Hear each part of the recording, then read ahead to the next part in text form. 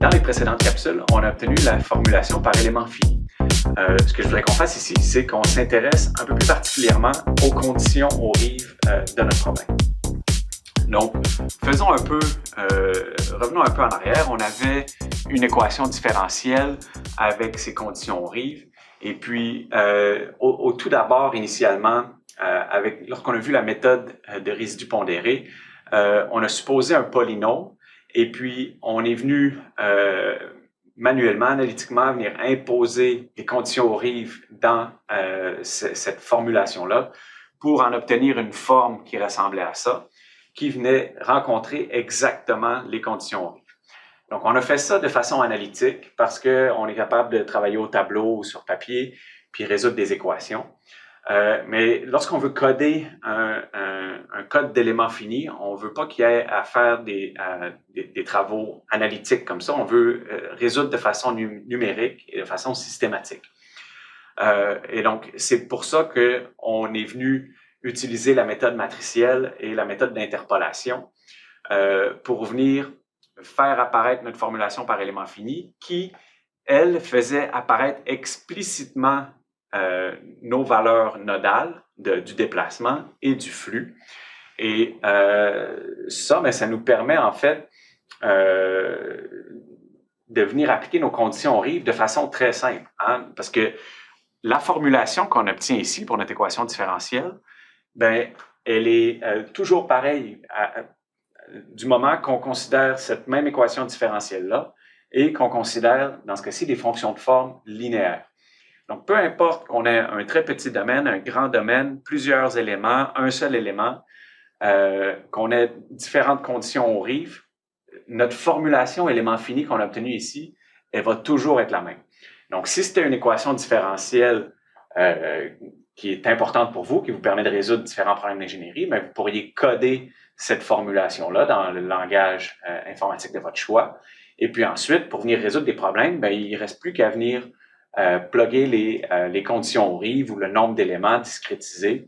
Et puis, ça ici, tout le travail analytique qu'on a eu à faire, ben, il a été fait une fois, puis il n'a plus besoin d'être fait par la suite. Et donc, la force de cette fonction-là, de cette formulation-là, c'est que nos conditions aux rives apparaissent explicitement. Donc, on n'a qu'à les transmettre à l'ordi, puis lui, il est capable d'y rentrer dedans. Donc, dans ce cas-ci, lorsqu'on est venu résoudre un certain problème en particulier, on avait une certaine géométrie connue, ben on est venu rentrer les chiffres dedans, donc ça nous permet d'évaluer notre matrice de rigidité, d'évaluer certains types de forces, et puis il nous reste les valeurs de conditions aux rives à rentrer. Et donc, l'ordi va être capable de remplir ça parce que c'est systématique. C'est systématique, mais on a pris un certain raccourci. Alors, voyons qu'est-ce qu'il y en est. Lorsqu'on a obtenu notre formulation élément fini, on est parti de l'idée de dire qu'on veut une fonction d'approximation, une solution approximative U étoile de X, qui va être des fonctions d'interpolation fois nos valeurs nodales. Donc, dans sa définition même, on prenait les valeurs nodales UI dans notre solution approximative. Donc, c'est bien sûr que lorsqu'on va venir appliquer nos conditions aux rives sur le déplacement U, ben, ces conditions aux rives-là vont être rencontrées exactement parce que dans la définition de notre solution approximative, elles apparaissent explicitement nos valeurs nodales UI. Donc, ça, c'est le cas pour UI, pour les déplacements. Par contre, pour le flux, c'est pas aussi direct. Rappelons-nous, la formulation de notre flux, phi étoile de x, ben, elle obéissait à une certaine expression. Donc, dans ce cas-ci en particulier, on avait moins grand x1 moins petit x fois du étoile dx. Et donc, si on venait, par exemple, substituer notre u étoile là-dedans en le remplaçant par ni fois ui, donc on dérive donc, ni virgule x ici, on pourrait venir simplifier ce truc-là. Et donc, on est capable d'exprimer notre phi étoile en fonction de nos valeurs nodales U1 et U2. Et donc, nos fonctions phi étoile à chaque nœud, bon, on pourrait venir les réexprimer sous la forme d'une matrice multipliée par nos déplacements U1, U2. Et donc, prenons ce raisonnement-là un peu plus loin, on pourrait venir, après ça, venir carrément le substituer dans la formulation qu'on avait juste avant. Et là, en fait, on fait disparaître nos termes phi-étoile.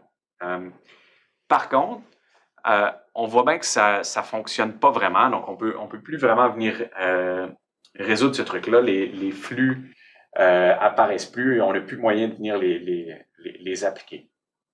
Donc, c'est pour montrer un peu le côté absurde ici, c'est-à-dire qu'on ne peut pas venir traiter notre flux phi-étoile de façon rigoureuse jusqu'au bout. On est obligé, à partir d'un certain moment, un peu de tricher. Comment est-ce qu'on triche? C'est que les phi-étoiles qui apparaissent dans notre formulation élément fini, ici, c'est des phi-étoiles, alors que pour les U, c'était nos vraies valeurs nodales, de par leur définition. Et donc, les phi-étoiles, ce qu'on va faire, c'est qu'on va tout simplement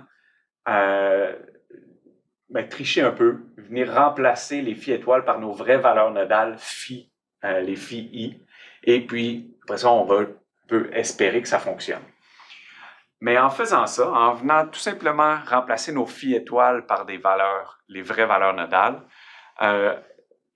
mathématiquement, ça conduit quand même qu'à venir tirer la solution du bon bord et à venir faire en sorte que notre fonction d'approximation U étoile va quand même se rapprocher de la vraie fonction U. Et donc, au final, qu'est-ce qu'on en retire de tout ça? On en retire qu'on a, dans le fond, deux types de conditions Rive. On a des conditions Rive dites essentielles. Donc ça, c'est les conditions Rive qui vont être appliquées directement sur U. Et dans ce cas-ci, on a vu qu'elles vont être rencontrées exactement. Et puis, pour obtenir une solution mathématique, pour avoir bien défini notre problème, comme son nom l'indique, ce sont des conditions Rive essentielles. Ça en prend un certain nombre pour définir le problème, pour que notre problème n'admette qu'une solution unique. Et puis, on a un deuxième type de conditions Rive, qui sont les conditions Rive naturelles. Et donc, celles-là, elles vont être appliquées sur les flux. Et puis, celles-là, elles vont être rencontrées seulement qu'approximativement. Et donc, on n'est pas obligé d'en avoir. On peut avoir un problème qui a uniquement des conditions Rive essentielles. Donc, les conditions Rive naturelles, elles sont pas obligatoires. Si on généralise cette idée-là un peu, pour des équations différentielles d'ordre plus élevé. Donc, dans le cours, on va se concentrer sur des équations différentielles d'ordre 2m. Donc, par exemple, l'équation différentielle qu'on vient juste de regarder ensemble, elle était d'ordre 2. Donc, ça veut dire qu'elle avait une valeur de m est égale à 1, 2m.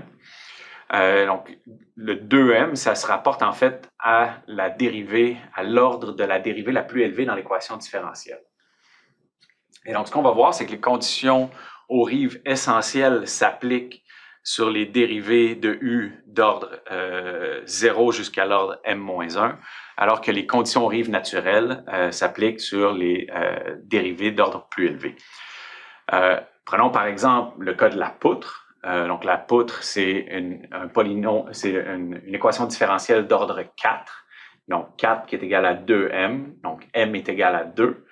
Et donc, les conditions Rive essentielles vont s'appliquer à l'ordre 0, donc sur U, sur la flèche de la poutre, ainsi que sur m-1, donc sur 2-1, donc sur les premières dérivées de la flèche, donc sur la du dx qui va correspondre à θ ou la pente de la poutre.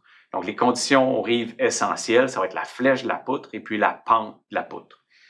Par contre, les conditions Rive naturelles, ça va être les dérivées d'ordre 2 fois 2 moins 1, donc 3, et ainsi que d'ordre 2.